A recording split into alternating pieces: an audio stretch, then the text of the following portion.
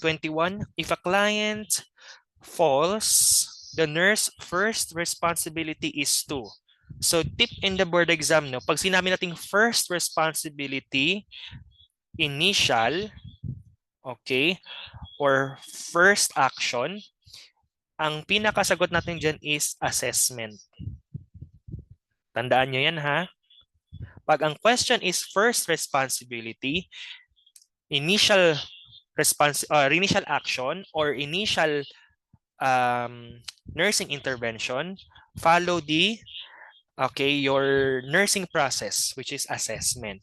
Pag ang question naman is priority, okay, so ang unahin mo dyan is ABC, airway, breathing, circulation, ano pa, safety. Kung walang airway, breathing, circulation na involved, go to safety. So pag ang question is priority, ito po. Pag initial, assessment.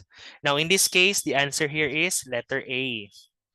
Assess the client's injury.